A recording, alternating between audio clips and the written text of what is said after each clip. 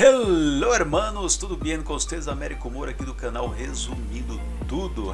Muito bem, nós vamos falar nesse vídeo de hoje de gasolina. A gasolina, esse produto que está ficando cada vez mais caro e cada vez mais complicado a situação para quem depende deste produto. 90% dos veículos, ou até mais do que isso, eles utilizam a combustão.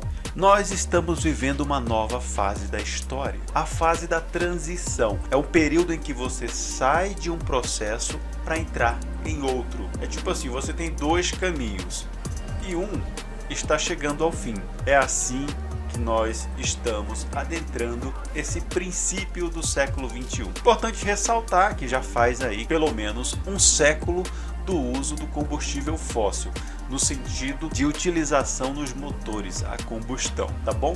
É uma história bem interessante do primeiro posto de gasolina, por exemplo, que era uma coisa escassa. Ainda no início do século 20, duro não era achar petróleo, mas um posto de gasolina, como aquela gente abastecia o carro, né? Afinal de contas, no começo do século. Vocês já prestaram atenção? Muita gente fala, cara, eu vou comprar um veículo elétrico, mas aonde é que eu vou abastecê-lo? Essa era a mesma pergunta das pessoas que estavam pensando em comprar um carro no início do século 20. Exatamente essa mesma pergunta. Curioso, não? Pois bem, a gasolina era um subproduto do refino do petróleo para a produção de querosene. E o querosene ele vinha sendo usado para a iluminação de ruas e residências desde 1860. Naquela época, de cada 100 barris de petróleo, extraíam-se 60 de querosene. Parte da sobra do processo do refino resultava em 11 barris de gasolina. Veja, era uma quantidade ínfima. Qualquer semelhança é mera coincidência com o nosso assunto de hoje, né? Porque os veículos a eletricidade, eles representam hoje em dia 1%. A dificuldade ainda é a questão do preço e a questão dos postos de abastecimento da eletricidade dos mesmos. A gasolina nem sequer tinha utilidade, porque não se tinha um monte de veículo por aí precisando deste produto do petróleo. Era apenas um solvente de qualidade inferior. Foram os carros no século XX que deram à gasolina uma utilidade prática. No Brasil já havia importados de derivados do petróleo desde 1870, quando a iluminação das vias públicas do Rio de Janeiro incrementou o uso do querosene. Os proprietários dos primeiros automóveis eles compravam a gasolina em tambores de 200 litros nos armazéns de secos e molhados, que vendiam de tudo. Depois eles transferiram a gasolina para recipientes menores e abasteciam o carro usando um funil. O conceito de posto de gasolina só surgiria em 1907, quando Henry Ford inaugurou o primeiro deles, a Automobile Gasoline Company, na cidade de Santo Luís, Estados Unidos. Um galpão de zinco com duas bombas instaladas no alto dos pedestais para que a gasolina descesse por gravidade.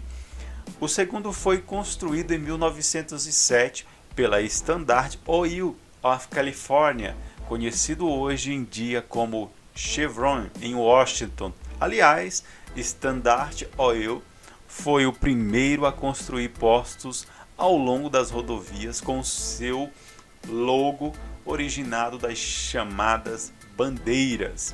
Tá certo? Então, um fato histórico aqui, o início, né? O engatinhamento da gasolina, dos postos, ali no início do século. Os postos só chegaram no Brasil, pessoal, em 1915.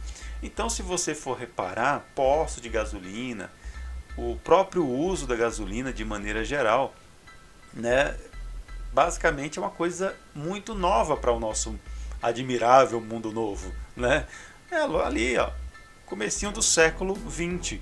Então, pouco mais de 100 anos, cara. E isso começou aqui no Brasil com a Texaco, quando a quantidade de automóveis em circulação permitia a sua sobrevivência econômica. Antes disso, estavam por aqui distribuindo gasolina e combustíveis a Esso, que chegou em 1912, e a Shell em 1913. Aí veja bem, pessoal, por que então que hoje em dia, com tantos automóveis no mundo, a combustão, a indústria que estava a milhão até recentemente, começou a fechar fábricas de produção de transporte e não acabou o petróleo? Tem muito ainda, né? Agora mudou, simplesmente todas as indústrias de transporte resolveu parar de produzir veículos a combustão. Chegou o fim. Sim, basicamente. Agora, de aqui por diante, está sendo renovado o sistema. Está tendo um reset, um reinício no sistema de transportes no mundo, que vai desde um patinete elétrico a uma bike, uma motocicleta e sobretudo ao carro. Isto é, estão trabalhando na ideia de mundo sustentável, mundo verde. Então será muito comum de agora por diante, depois que você entendeu tudo isso, será muito comum a fala: carro elétrico ficou barato, compensa comprar um carro elétrico? Vale a pena? E aí você vai ver todo mundo defendendo a ideia do carro elétrico, porque agora chegou a vez do negócio. E não só carro elétricos, vai ser todos os outros elementos aí de transporte. Hoje em dia, pessoal, os motoristas dos carros a eletricidade também disseram estar bastante satisfeitos com a tecnologia, superando-os aos proprietários de carros convencionais. O indício de que a satisfação foi de 91% entre os donos dos elétricos, número que chega a 72% entre aqueles que dirigem um automóvel a gasolina. Então quer dizer, não há nem de se comparar, é menos gastos. Vai ser ridículo você usar um veículo a combustão daqui a 4, 5 anos, eu diria isso no máximo, tá? Vai ser ridículo. Escutem o que eu estou falando. Subcompacto elétrico baratinho, segue o líder de vendas na China. Você sabia que já tem carros campeões de venda, eles elétricos, completamente elétricos na China? Em números brutos, os carros eletrificados chineses já somam 2 milhões de unidades em 2021, o que significa uma participação de 13% no mercado desde a sua porcentagem. Aqui o crescimento de carros elétricos cria um novo mercado de carregadores, tá? No Brasil isso aqui, pessoal, ó. Tá vendo que o problema lá atrás era os postos de gasolina? Agora aqui no Brasil o problema é o lugar onde vai abastecer.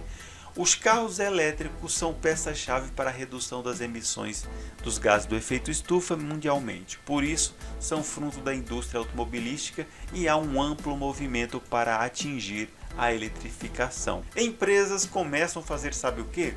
Aluguel de carros elétricos para ser testado. Um veículo elétrico ele gasta em torno de 20% em relação ao que gasta um veículo que funciona a combustão. Olha só, e aí a gasolina obviamente ela só tende a ficar mais alta, e eu gosto de dizer para vocês da seguinte forma: é intencional que a gasolina ela cresça o valor dela dia após dia, justamente para que as pessoas comecem a ser vencidas pelo cansaço. Tá vendo? Ó? Aqui, se eu clicar aqui, ó, compre agora um sedã pelo menor preço. Você acha que, tá vendo que tem uma propaganda de um veículo no próprio site? Você acha que se eu for olhar essa propaganda, você quer apostar quanto como esse veículo é elétrico? Brasileiros estão pagando cada vez mais para encher tanque de carro. E isso, pessoal, não é uma coisa que vai parar por aí. Os caminhoneiros, há cerca de 1 mês e meio atrás, estavam paralisando o país por conta disso. E agora já está dizendo que 60% deles já apoiam uma nova greve, diz pesquisa. Então quer dizer, pessoal, o caos vai continuar se instalando. Por quê? Veja bem, olha só, Salvador, por exemplo, o preço do litro da gasolina já ultrapassa R$7. Então isso é uma coisa muito louca, né? Então tudo indica que é intencional o que está sendo praticado neste momento, né, com essa ideia de aumento dos combustíveis, justamente para que as pessoas comecem a aderir à ideia do veículo elétrico, que é muito mais em conta, tá certo? Amigos, essa foi a história da transição do veículo a combustão para o veículo eletrificado.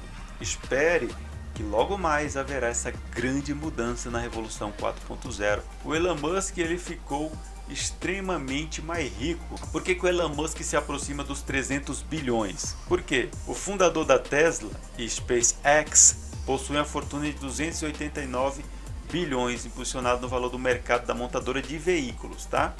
Então isso aqui é por causa da montadora de veículos de Elon Musk, por isso que ele está mais rico. Mas por que ele está rico? Esses carros, eles são veículos elétricos. Olha só o que aconteceu, ó. A valorização da empresa de Musk ocorreu depois que a Hertz, de aluguel de carros, anunciou uma ordem de compra de 100 mil veículos da Tesla para até o final de 2022, tá certo? Então, cara, ele conseguiu vender 100 mil veículos elétricos, né? Ele trabalha também com veículos autônomos, tá certo? Como você vê aqui, ó, com a quantia, Musk vale mais do que a ExxonMobil, avaliada em um valor de mercado de 272 bilhões. A Tesla representa uma ameaça nos negócios da produtora de petróleo, tá certo, pessoal? Veja que esse cara dos veículos elétricos, o Elon Musk, ele já vale mais, tá vendo? Olha o valor dele, ó. Ele é 289 bilhões, enquanto o concorrente 272. O cara já está maior, ele já é mais poderoso do que os petrolíferos, tá certo? E ele, né, é uma ameaça aos negócios da produtora de petróleo. Eles estão dizendo na cara dura, pessoal, enquanto a gasolina aqui está aumentando, há 5 horas atrás chegou essa notícia aqui pra gente. Os caras estão dizendo, meu, vai ser dominado. Os veículos elétricos vão dominar o mundo e o petróleo já era, tá certo? Olha aqui, o cara acabou de vencer. O dono dos veículos elétricos venceu o petróleo, tá bem? É isso. Um abraço a todos, pessoal. Desculpem aí pelo vídeo ter ficado longo, foi só um resuminho aqui, mas eu vejo vocês depois. Ah, eu esqueci de falar. Clica no gostei, beleza? Tamo juntos.